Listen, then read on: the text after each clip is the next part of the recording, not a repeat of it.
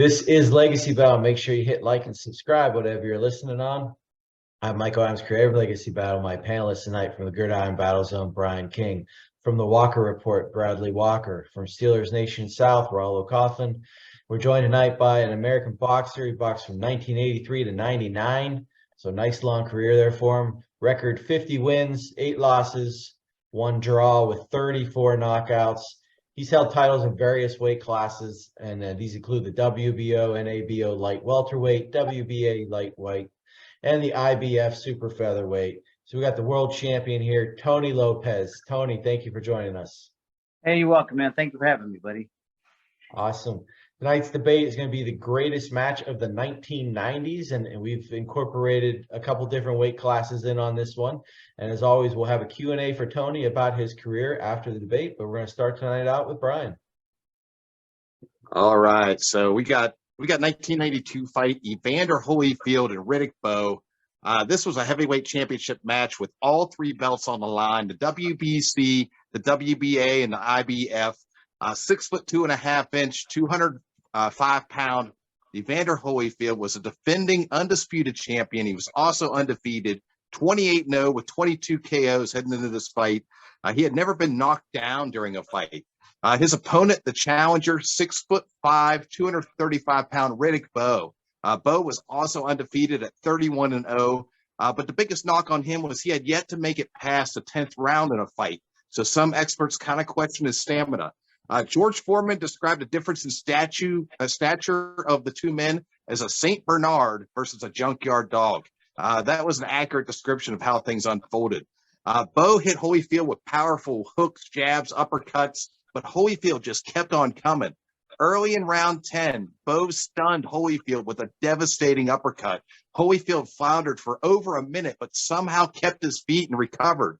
By the end of the round, Holyfield was actually taking the fight to Bowe, and punches were thrown by both men after the bell. In round 11, Bowe hit Holyfield so hard that his mouthpiece came flying out, and Holyfield was forced to take a knee. It was the first time Holyfield had technically ever been scored with a knockdown. Near the 11th, Bowe hit Holyfield with a power punch while the front of his neck was on the ropes, yet Holyfield somehow managed to answer the bell for round 12. Holyfield knew that he would need a KO to win the bout, and he threw everything he had at Bowe, keeping Bowe on the defensive, which was very impressive considering how exhausted he was and all the punishment that he had taken. But when this amazing fight finally ended, the scores came in, and there was a new undisputed heavyweight champion of the world, Riddick Bowe. It was later named the 1992 Fight of the Year, and round 10 was named the Round of the Year. So, Tony, we get the title change in this match. I mean, that automatically makes this bigger in people's minds just because of the title change. Plus, it's coming off a guy like Holyfield. What were your thoughts on this fight and Riddick Bowe finally getting that title? You know, in actuality, you're asking me. Okay, watch. I went to Evander Holyfield's training camp one time. We had the same trainer for weightlifting trainer for a while there, and we were both fighting around the same time, different places, but around the same time. So I had to go to Evander's place and go train over there, where he's from. And you know, I watched him train, and I haven't really seen Evander too much before that, but how he trained, his conditioning, his strength, his everything that he. Now, mind you, you got to remember that Evander Holyfield has come from a lower weight division up to the heavyweight division, which is a lot of weight. You know, you come in at 240, 230, 235. Evander Holyfield, what was Evander Holyfield? Especially when he first started, low 200s. I mean, come on, you know. So you got to put all that into perspective. Now, for him to come back and fight like he did with a heavyweight of that size, Riddick Bowe is no joke.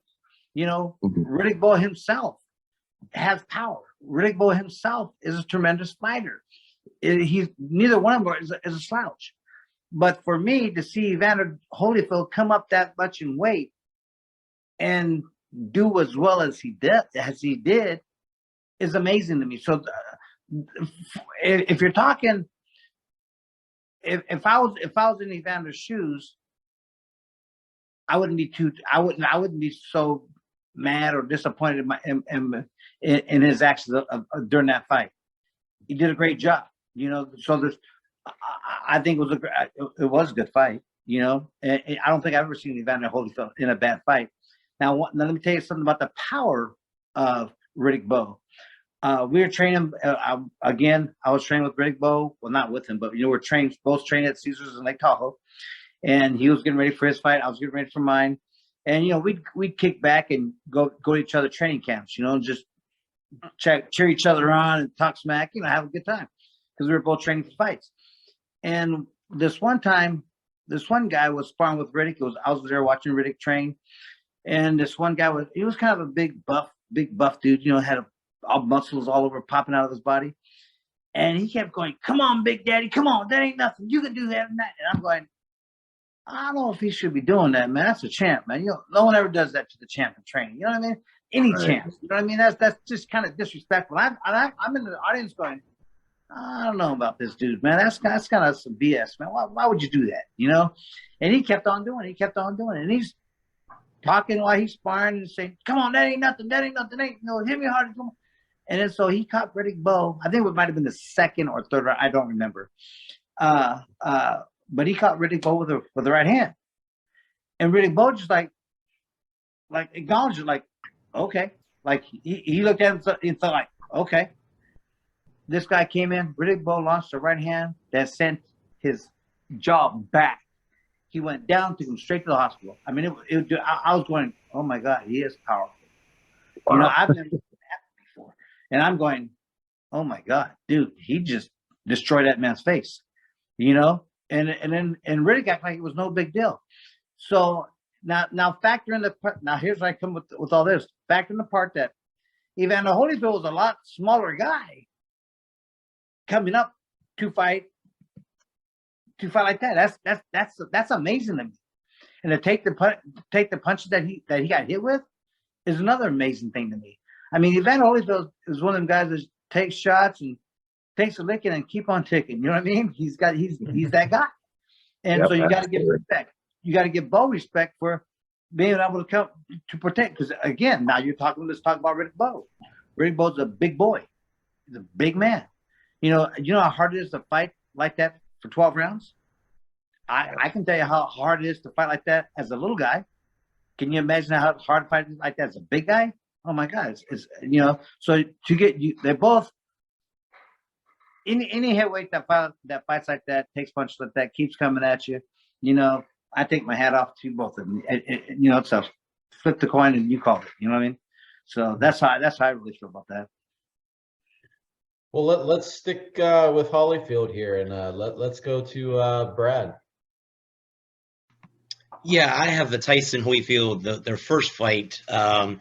This fight took place on November 9, 1996 at the MGM Garden in Las Vegas.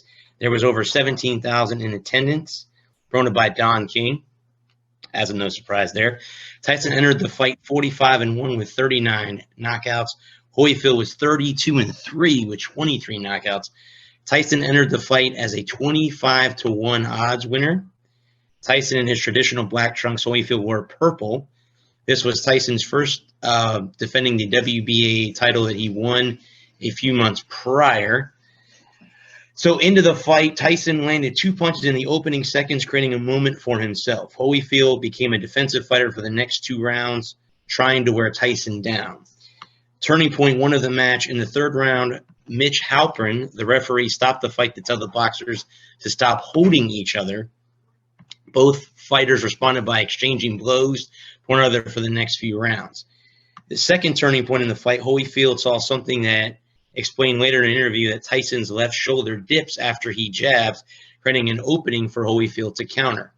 Tyson suffered his first injury with a headbutt from Holyfield that Mitch Halpern ruled as an accident, not intentional. Tyson became weary from it. Holyfield nails him with a left hook to put Tyson down on the canvas. Tyson gets up, and Holyfield responds by being aggressive and trying to take advantage of Tyson being shook, but Tyson is saved by the bell. After a series of exchanging blows, Tyson lunges forward, and both fighters headbutt each other and suffer from it. You can hear Tyson cry out in pain in the audio clips.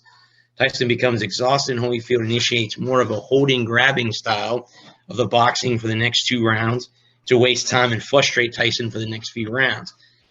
In the closing seconds of the 10th, Holyfield takes advantage of the left shoulder of Tyson again and nails him with a right combo on Tyson's chin. Holyfield catches Tyson in the corner, and Tyson takes blow after blow, but again is saved by the bell. Round 11 starts as Holyfield charges Tyson. Tyson is continuously backing up after taking blow after blow from Holyfield, and then Mitch Halpern stops the fight. And that is how it ended. Tony, Evander was always able to elude that uppercut that Tyson was famous for, the one-punch knockouts. But is this fight in general, it was a great fight, and I think people forget about it because it's overshadowed by what happened in the second fight with the ear-biting incident, and people forget how good this fight really was. So your thoughts on it? You know, again, I've never seen Evander Holyfield in a really bad fight. I know, like, I'm jumping on his back and cheering him on and stuff, but you know, for Evander to do that, I mean, come on, you know, yeah, I'm cheering for Evander every time because he's done what nobody can do. You know, he come up from a little guy, come up to fight the big boys and hang it and beat. I mean, come on, that's so. You can read a magazine, you can watch a fight, you can do this, but as a fighter, I'm telling you, that's very, very hard to do. You know, you can jump up one weight class, two weight classes. Maybe if you're, and there has been a few fighters do that, jump more than 2 weight divisions, and I'm taking my head off and going, hey man, that's hard to do.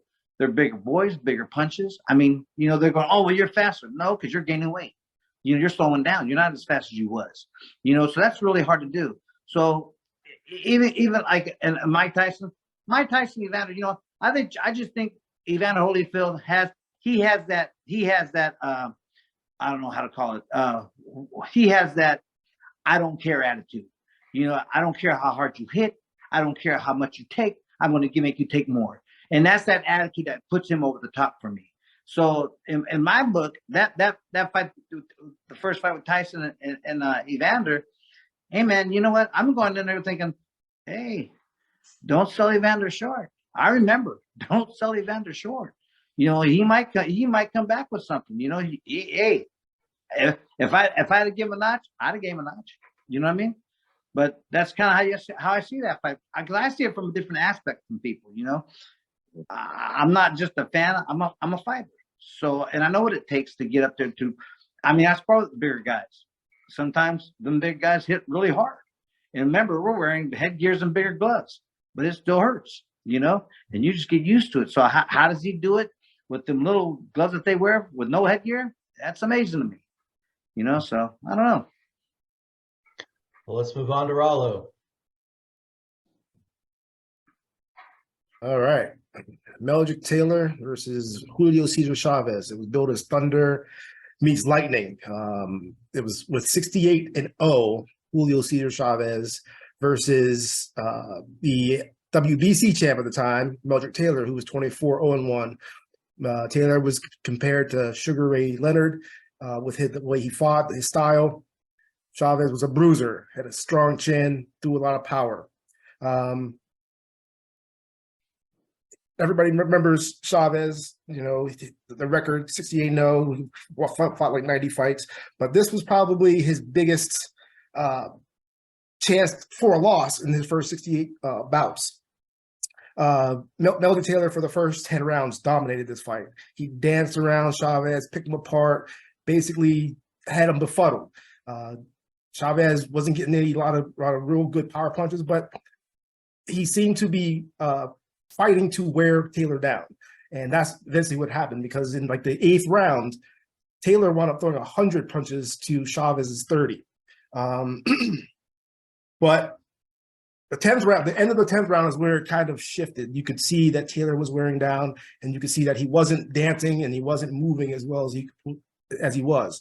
And in the 11th round, he was exhausted. He was actually throwing punches, and on one of his punches, he missed and fell. So, you know, Chavez's plan, if that was his plan, was working to perfection. And Taylor, at the end of the 11th round, actually started walking to the wrong corner. That's how tired and befuddled he was. But it was that 12th round where this is a memorable moment. This is one of the most memorable moments in boxing. Towards the end of the round, 14 seconds left, Chavez hits Taylor with a devastating right, knocks him to the ground. The ref comes over, gives him the standing 8 count, and just calls the bout with 2 seconds to go. All he had to do was waste last 2 seconds, and he would have handed Chavez his first loss that 68 other fighters couldn't do. So it was a very controversial call by the ref, but the ref said he didn't answer me when I asked him if he was okay. And if he didn't answer me, I got to make sure that his life is okay. Not just this fight, not just this day, but for the rest of his life. So great fight. Taylor had it. If he just lasted 2 more seconds, he would have been the first person to beat Chavez in his first 69 fights at the time. So this was a good speed against power match that we had going here. And Chavez, we don't know if he was doing a rope-a-dope or what he was doing, trying to wear him out. But what were your thoughts on that fight, Tony? And Chavez as a fighter, 68, no, you couldn't argue with that. Just like the gentleman said, you know what? Watch. I watched that fight 3-4 times, different times, and I remember it. I'll tell you what, though. Everybody goes, "Oh, they should never stop the fight. They should never stop the fight." Well, first of all, there's not the referee's job to know how many seconds are left in the round. It's not that's the last thing he's going to worry about is how many seconds left are in the round. His main priorities are for the safety of the fighters.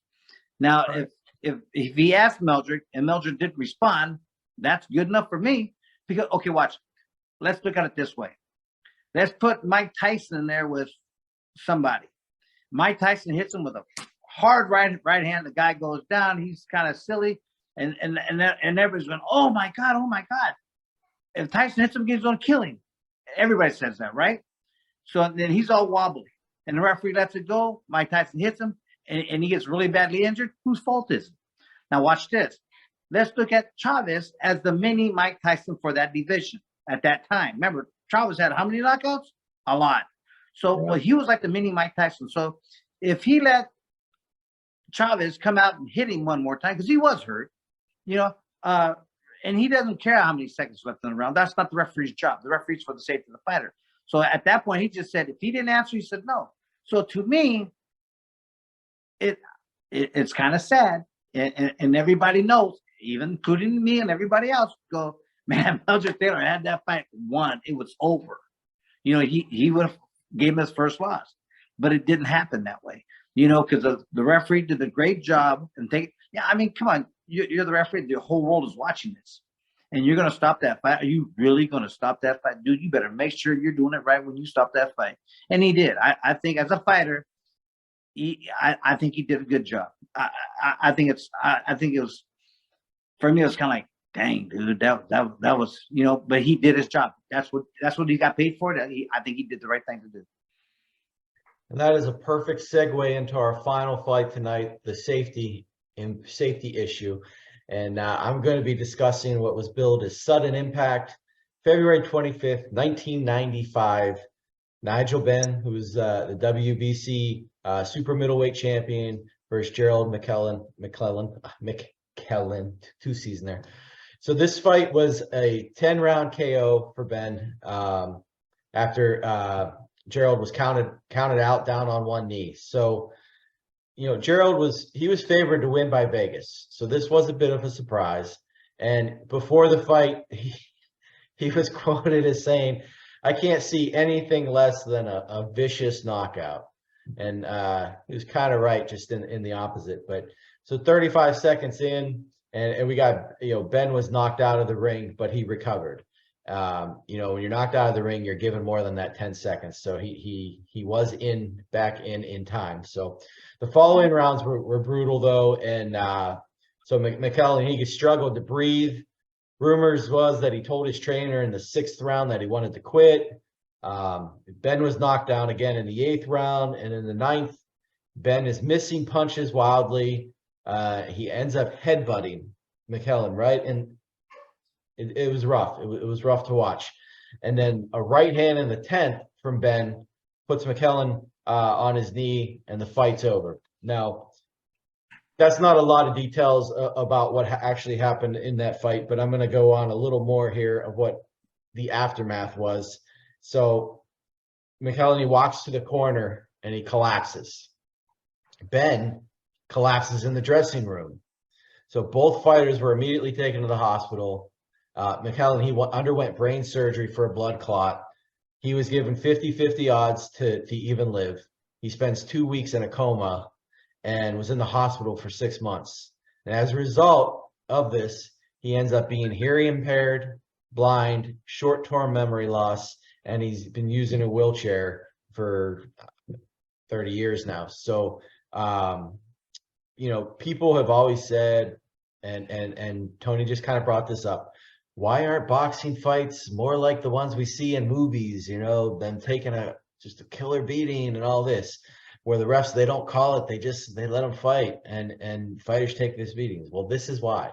This is exactly why they don't do that, because of what can happen to these fighters. So this was a bloodbath, unfortunately, and, you know, it's some of the sadder side of boxing.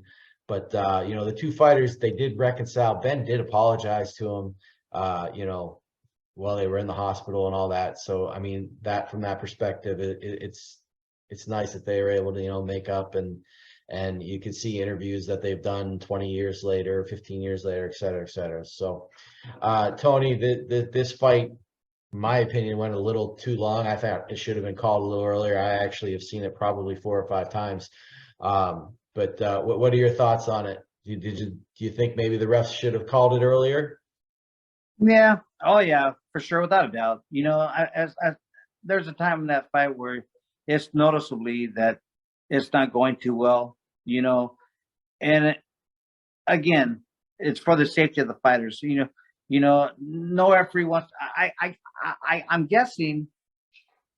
I'm going to guess on this part because I don't referee world title fights, but I assume that when you referee a world title fight and it's on TV and the whole world is watching, that you're under that scope of everybody. So no matter what you do, you're going to do something wrong to 50% of the people. You can do something right for the other 50% of the people.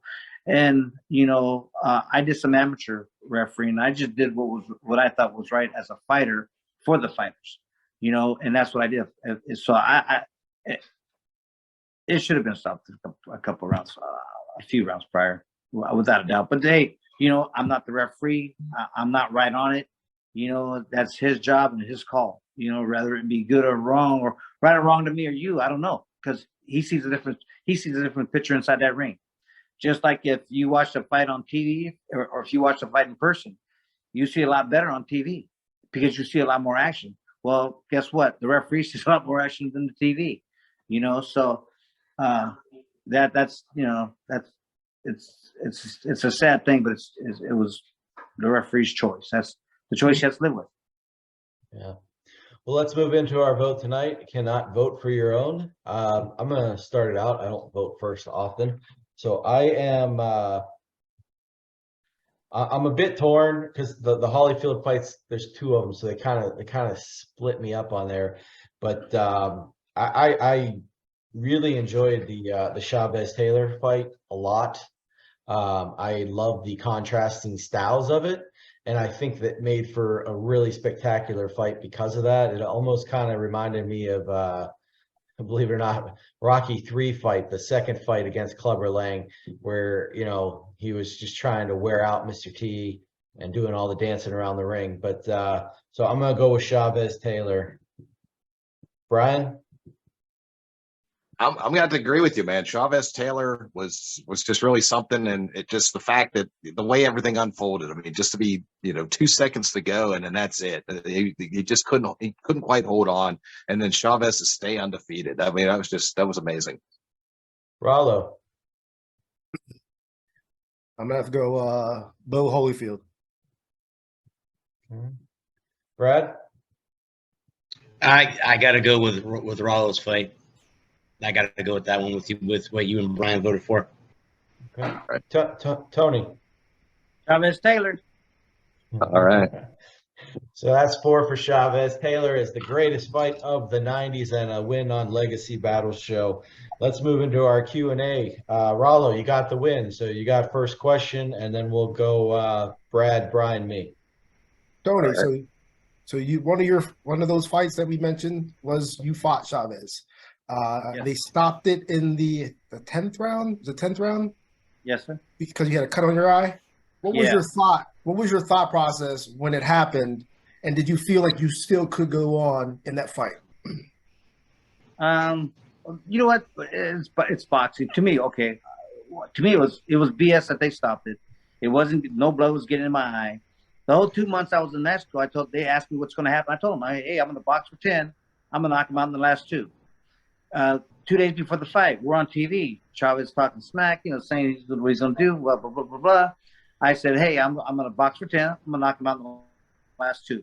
So we come to the fight night, and me and my big mouth. And so come fight night, in the second round, he hits me after the bell. I get a little tiny cut under my eye. I think it was 2 stitches. It was that small.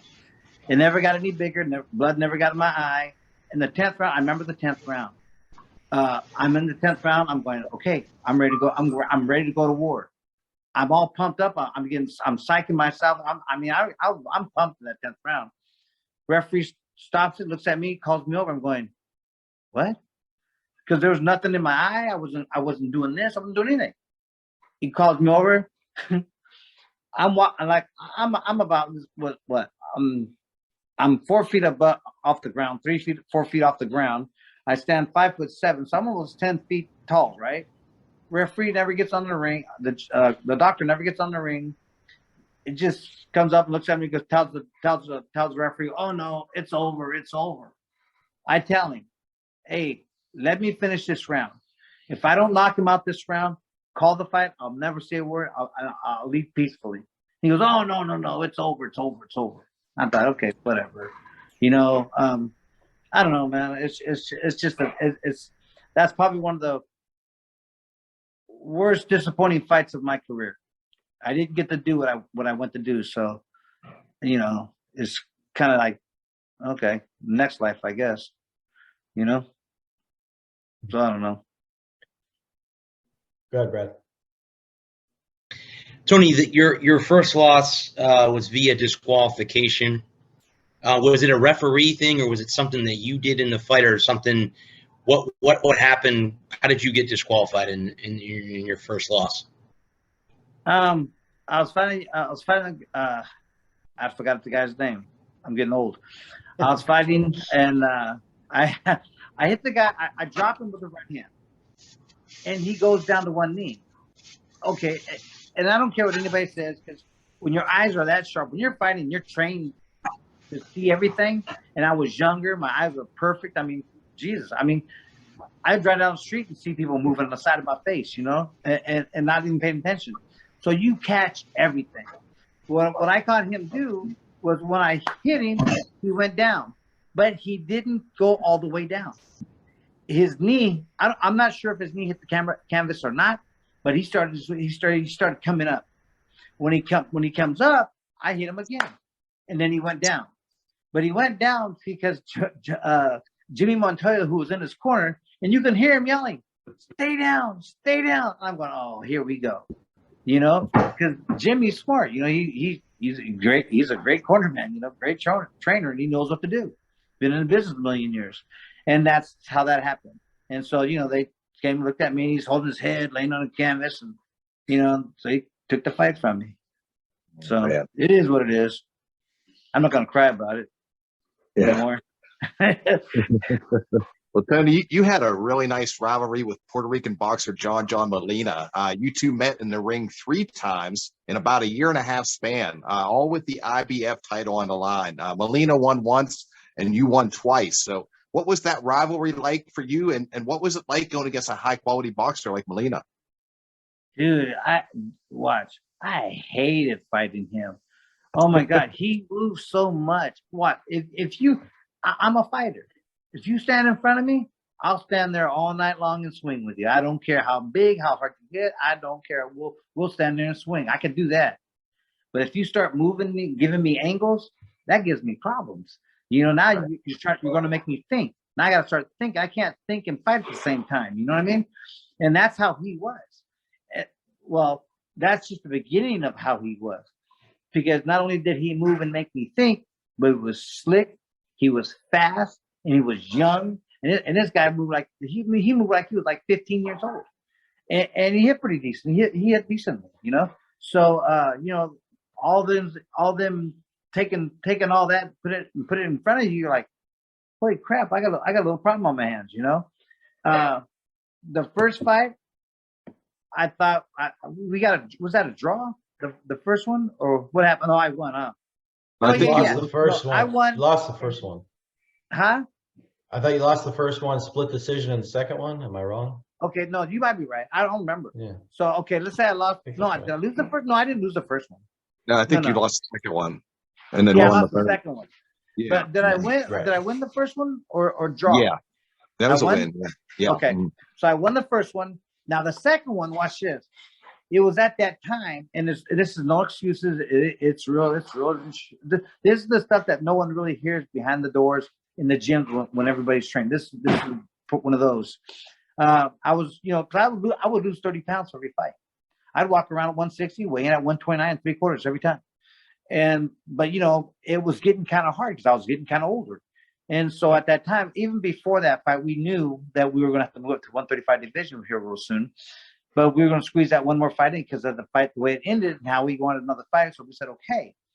But at that time, it was really, really hard to make that weight. So I trained, and we're training. I think 4 days prior to the weigh-in, I couldn't eat nothing. I couldn't drink anything because that's how we dieted back then. It's not like today where you eat 6 times a day and blah, blah, blah. We did none of that. And I trained 3 times a day.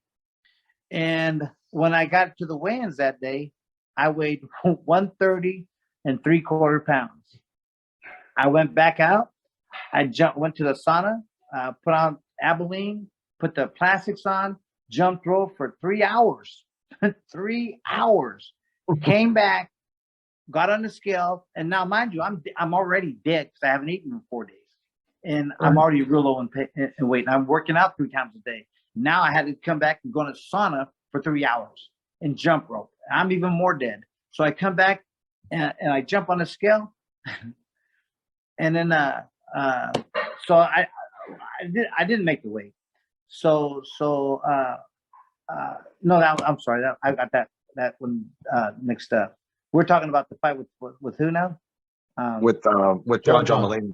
With John Molina. Now the third fight I'm sorry, I got it mixed up. The third fight with Molina, I was already having trouble making the weight for the second one. For the third one, it was you know, I decided to get my head together and go, hey man, you know, you got to do it. You got to kill yourself early and eat a little bit more towards the end, right?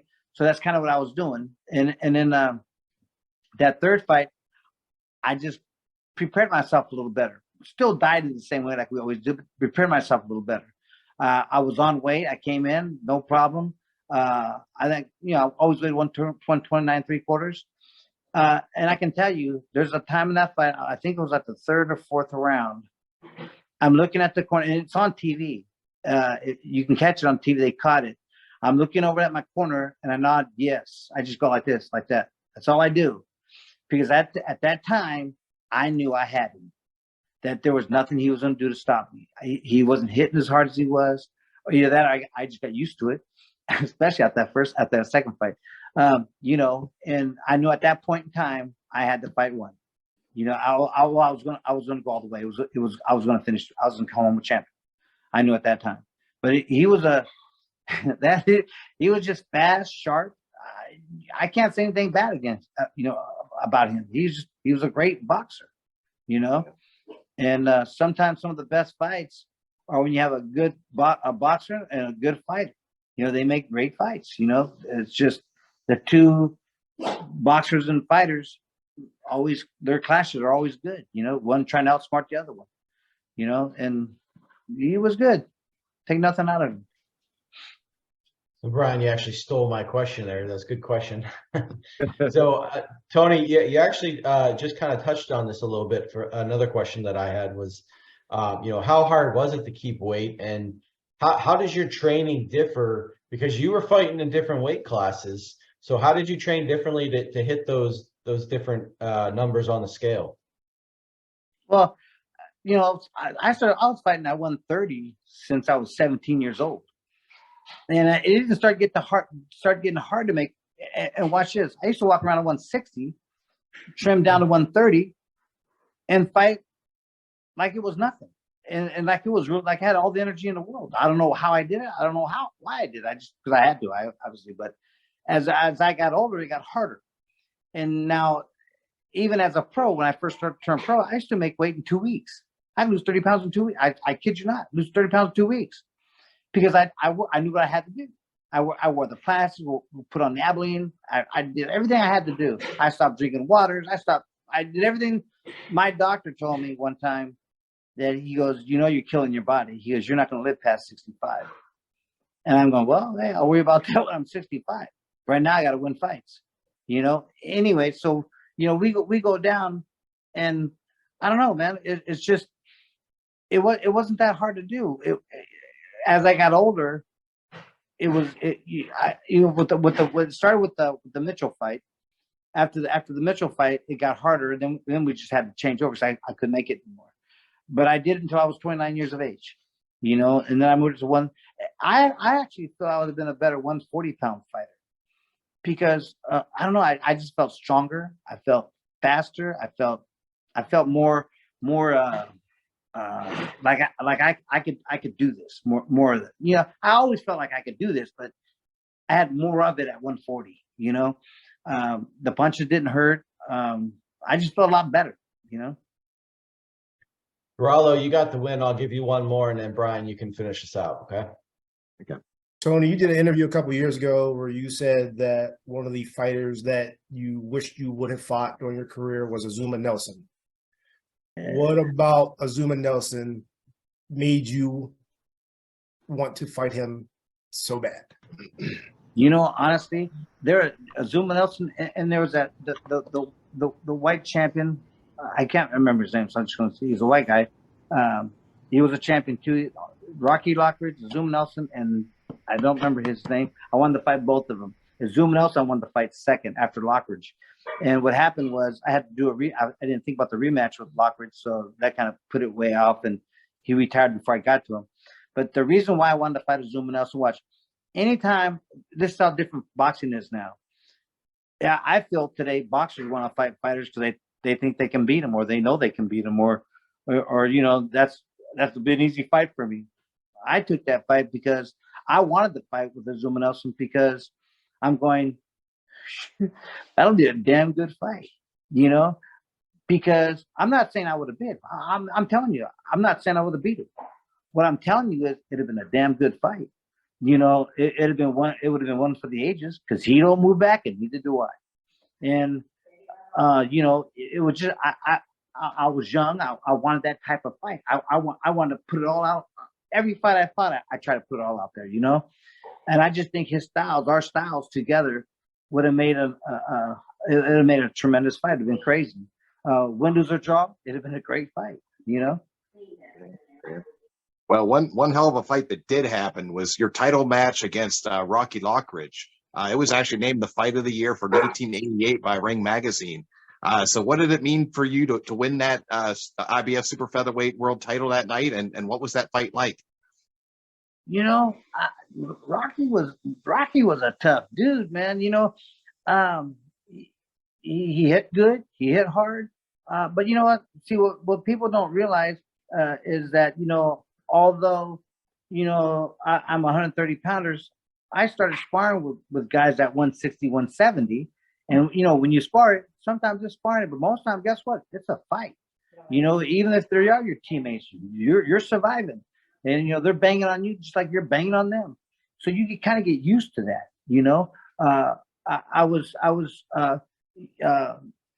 I was used to pushing big guys around. Lockers are strong. He was a strong guy. But to me, he was strong, but he wasn't impossible. I'd move you too. That's like you move for fighters, I can move him too. Because I was used to moving big fighters in the gym. And I think that was an advantage to me. And what a lot of people don't know is that, remember Bobby Chacon, the lightweight champion back in the day? Okay. Bobby Chacon, last 3 years of his career was my first 3 of my career. And guess what? I was his main sparring partner for 3 years. And that dude whooped my butt so much that I would come home with lumps and bruises. I'm serious, on the back side of my head, on the front side of my head. One time, it was so bad, my face was so jacked up that I had to wear the mask, you know, the bar right here in the middle.